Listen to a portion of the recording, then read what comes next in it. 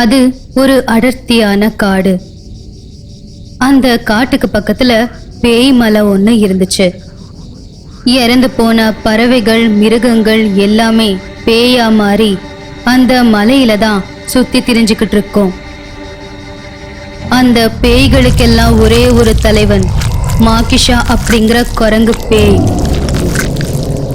அந்த பக்கமா போற வழிபோக்கர்களை எல்லாம் கொன்னு தின்னுடும் அந்த பேய்ங்க. மனுஷனோட மாமிசம்னா அதுங்களுக்கு ரொம்ப பிடிக்கும்.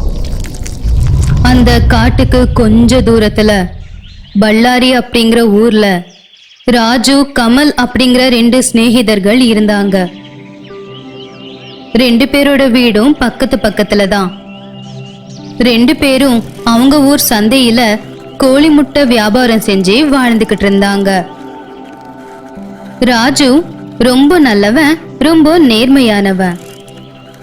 ஆனா கமல் ரொம்ப கெட்டவன், ரொம்ப மோசம் செய்யறவன்.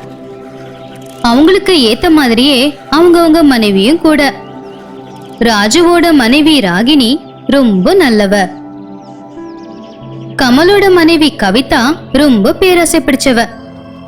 இது இப்படி இருக்கும்போது ராஜு வளர்க்கிற கோழிங்களுக்கு தீவனம் சரியா வைக்கிறதுனால அவனுடைய அந்த கோழிங்க பெரிய முட்டையா போடும். கமல் கஞ்சத்தனப்பட்டு அவனுடைய கோழிங்களுக்கு தீவனம் சரியா வைக்கவே மாட்டான். அதனாலதான் அவனுடைய கோழிங்க சின்ன சின்ன முட்டையா போடும். சந்தையில ராஜு விக்கிற முட்டைங்க தான் எல்லாருக்குமே பிடிக்கும். ஆனா கமலோட முட்டைங்க எல்லாமே வித்து போகாது. அப்படி மிச்சமான பழைய முட்டைங்களை அடுத்த நாள் புது முட்டைங்களோட சேர்த்து வச்சு அதையும் வித்துடுவான். கமல், பழைய முட்டைகளை விற்காதரா, அதை சாப்பிட்டு மக்களோட உடம்பு கெட்டு போயிட போகுது. உனக்கு என்னப்பா, உன் முட்டையெல்லாம் வித்து போயிடுது, ஏன் முட்டை தான் விற்கவே மாட்டேங்குது.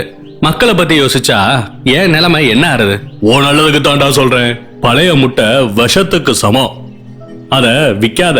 எனக்கு லாபம் வரத பார்த்து உனக்கு பொறாமடா. இவ்வளவு நாளா உன்ன போய் நான் நண்பன் நினைச்சேன் பாரு. இனிமே நீ என் நண்பனே கிடையாது. போ போ.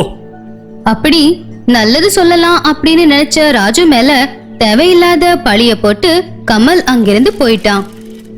பக்கத்து பக்கத்து வீட்டுல இருக்கிற 2 பேருக்கும் நடுவுல தூரம் அதிகமாயிடுச்சு. ராஜுவோட வியாபாரம் நல்லபடியா போய்கிட்டு இருந்துச்சு. கமல் அவங்க ஊரு சந்தையை விட்டுட்டு பக்கத்து ஊரு சந்தைக்கு போய் பழைய முட்டைங்களை புது முட்டைங்க கூட கலந்து அதை வித்துக்கிட்டு இருந்தான். நாட்கள் நகர நகர கமல் ராஜு மேல ரொம்ப விரோதத்தை வளர்த்துக்கிட்டான்.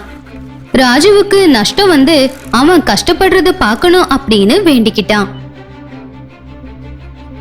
இது இப்படி இருக்கும்போது ராகினி கோழிங்களுக்கு தீவனம் வைக்கும் போதெல்லாம் கொஞ்சம் தீவனத்தை எடுத்துட்டு வந்து திட்டு மேல வைப்பா. ராகினிக்கு விலங்குகள் மேல கருணை அதிகம். சாப்பிடுறதுக்கு முன்னாடி கோழிக்கோ நாய்க்கோ இல்ல மாட்டுக்கோ சாப்பாடு வைக்காம அவ சாப்பிடவே மாட்டா. அப்படி தினமும் சில தானியங்களை திட்டு மேல வைக்கும்போது ஒரு காக்கா அங்க வந்து சந்தோஷமா அந்த தானியத்தை சாப்பிட்டு பறந்து போயிடும். கொஞ்ச நாள் கழிச்சு அந்த காக்கா செவுத்துக்கு பக்கத்துல இருந்த மரத்து மேலேயே கூட கட்டி வாழ ஆரம்பிச்சது. இப்படி இருக்கும்போது ஒரு நாள், இந்த சந்தையில கூட இனி என்ன முட்டை வைக்க கூடாதுன்னு சொல்லிட்டாங்க. நான் வித்த ஒரு முட்டையை சாப்பிட்டு ஒருத்தவன் உடம்புக்கு முடியாம இருக்கானா, அதனால இனிமே என்ன வைக்க கூடாதுன்னு சொல்லிட்டாங்க. அந்த ஒரு சந்தை இல்லைன்னா இன்னொரு ஒரு சந்தையில வித்துக்கலாங்க, அதுக்கு ஏன் நீங்க கவலைப்படுறீங்க? அந்த ராஜுவோட வியாபாரம் மட்டும் நல்லா நடக்குது. அவன் வியாபாரத்தை எப்படியாவது நமக்கு எடுக்கணும். அவன் கிட்ட இருக்கிற கோழிங்களோட கதைய முடிச்சுட்டா போகுது. அப்படி கமல் கவிதா 2 பேரும் இருட்டானதுக்கு அப்புறம் செவுரு தாண்டி ராஜுவோட பண்ணைக்குள்ள போய் கோழிங்க சாப்பிடுற தீவனத்துல விஷத்தை கலந்துட்டு போயிட்டாங்க. அடுத்த நாள் காலையில விடிஞ்சதும் கோழிங்க எல்லாமே செத்து போச்சு. ராஜு ராகினி ரொம்ப கவலைப்பட்டாங்க. ஒரேடியா அவங்க ஏழைங்களாயிட்டாங்க. அத பார்த்ததும் கமல் கவிதா 2 பேரும் சந்தோஷப்பட்டாங்க. ராகினி எவ்வளவு வறுமையில இருந்தாலும் திட்டுல தீவனம் வைக்கிறத மறக்கல. ராஜு மறுபடியும் கோழிங்களை வாங்கி வியாபாரம் செய்யலாம் அப்படின்னு முடிவு பண்ணான். ராகினி போட்டுக்கிட்டு இருந்த கொஞ்சம் தங்கத்தையும் வித்து கோழிங்க வாங்கலான்னு காட்டு வழியில பட்டணத்துக்கு போனான். என்ன ஆச்சு இந்த காக்காவுக்கு? 4 நாளா இங்க வரவே இல்ல. அதுக்கு என்ன ஆயிருக்கும் பாவம்? யாரோ துரத்திக்கிட்டு வர மாதிரி வேக வேகமா வீட்டுக்கு வந்தான் கமல். கவிதா, கவிதா, எங்க இருக்க? சீக்கிரம் வா. சீக்கிரம் நம்ம மூட்டை முடிச்சு எல்லாம் கட்டி இங்க இருந்து போகணும். என்னாச்சுங்க? எதுக்கு நாம ஓடி போகணும்? நான் வித்த முட்டைய சாப்பிட்டு பக்கத்து ஊர்ல ஒரு சின்ன பையன் செத்துட்டானா. அதனால என்ன அடிச்சு கொள்ள ஊர் சனங்க எல்லாம் இப்போ மொத்தமா வந்துட்டு இருக்காங்க. கமல், கவிதா 2 பேரும் பின்வாசல் வழியா யாருக்கு தெரியாம இந்த ஊரை விட்டு வேற ஊர் போயிட்டாங்க. கோழி வாங்குறதுக்காக காட்டு வழியா போய்கிட்டு இருந்த ராஜு கிட்ட இருந்த பணம் எல்லாத்தையும் திருடனுங்க திருடிட்டு போயிட்டாங்க. நகைய வித்து கொண்டு வந்த எல்லா பணத்தையுமே திருடிட்டு போயிட்டாங்க. இனி என்ன பண்றது? அட கடவுளே, எனக்கு மட்டும் ஏன் தான் இப்படி நடக்குது? ச்சே. அப்படி நினைச்சுக்கிட்டு இருக்கும்போது மரத்து மேல இருந்து ஒரு பேய் கீழே வந்துச்சு.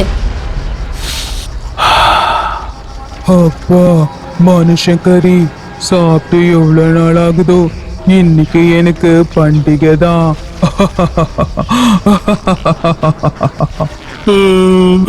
ஐயோ, நான் உயிரோட இருந்து பிரயோஜனமே இல்ல. சாப்பிட்டுடு என்ன. மனசுல வலியும் வயிற்றுல கஷ்டமும் இருக்கிறவன சாப்பிட்டா எங்களுக்கு ஜீரணமாகாதுடா வீணா போனவன. உன் கஷ்டம் என்னங்கிறத சொல்லு. அப்படி அந்த பேய் கிட்ட நடந்த எல்லாத்தையும் அவன் சொன்னான். அட, இவ்வளவுதானா? உன்னோட கஷ்டம் தீக்கிற நல்ல பேய்ங்க அதோ அந்த மலை மேல இருக்கு, அங்க போய் சொல்லு. அது என் கஷ்டத்தை தீர்த்துடுமா? ஹோ, தீர்த்துடும். ஓ.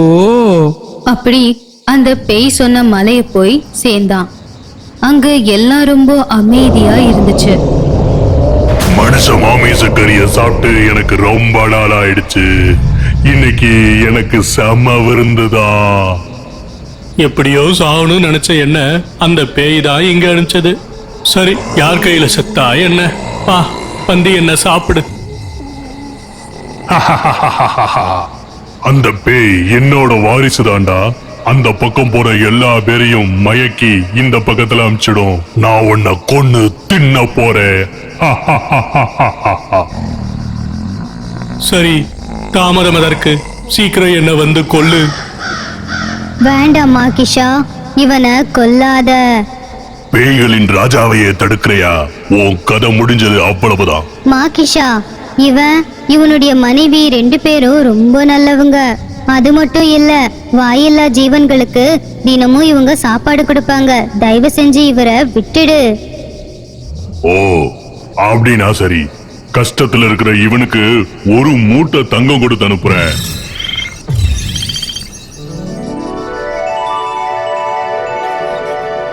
அப்படி கொஞ்ச நாள் கழிச்சு அந்த குரங்கு பேய் கொடுத்த பணத்தை வச்சு மறுபடியும் நிறைய கோழிங்களை வாங்கி நல்லபடியா வியாபாரம் செஞ்சு பணத்தை சம்பாதிக்க ஆரம்பிச்சான். கொஞ்ச நாள் கழிச்சு கமல், கவிதா 2 பேரும் அந்த ஊருக்கு வந்து ராஜுவோட வீட்டை பார்த்து வயிறெறிஞ்சு, நாம இவ்வளவு வறுமையில வாடும்போது இவன் மட்டும் பெரிய கோடீஸ்வரன் ஆயிட்டானே. அதான் எனக்கும் ஒண்ணும் புரியல. அவனோட எல்லா கோழிகளையும் தான் நாம கொன்னுட்டோமே, அதுக்கப்புறம் எப்படி இவ்வளவு தங்கம் சம்பாதிச்சான்? எப்படி ஆனா நமக்கு என்ன? மாதிரியே அவனுடைய கோழிக்கு எல்லாத்துக்கும் விஷத்தை வச்சு சாகடிக்கலனா எனக்கு வயிறெரிச்சலே அடங்காது.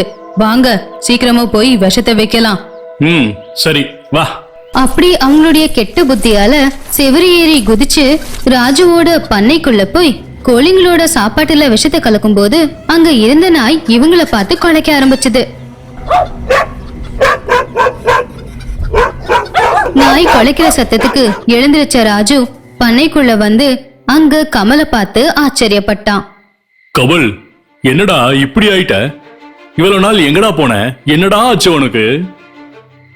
அது சரி, என் பண்ணையில என்ன பண்ற நீ? அது அது அது வந்து ஓ வீடா இல்லையான்னு பார்க்க வந்தோம். அதெல்லாம் இருக்கட்டும், இவ்வளவு பணம் எப்படிடா சம்பாதிச்ச? கமல் கிட்ட ராஜு நடந்த எல்லாத்தையும் சொன்னான். ஓ, இதுதான் விஷயமா? அப்படின்னா நானும் அந்த பேய் மலைக்கு போய் பாக்குறேன். வேணாண்டா கமல், அந்த பேய் மனுஷ கறி சாப்பிடும், ரொம்ப ஆபத்து. நீ என் கூடயே இரு, நான் உனக்கு கொஞ்சம் கோழிகள் வாங்கி தரேன், மறுபடியும் வியாபாரம் பண்ணு. போடா டேய், நீ மாடியில முதலாளி மாதிரி நிப்ப, நான் கைய கட்டி வாயை பொத்தி உனக்கு வேலைக்காரனா வேலை செய்யணுமா? நானும் அந்த மலைக்கு போய் பெரிய கோடீஸ்வரன் ஆயிடுவேன். அப்படி எவ்வளவு சொன்னாலும் அதை கேட்காம அந்த பேய் மலைக்கு போனாங்க.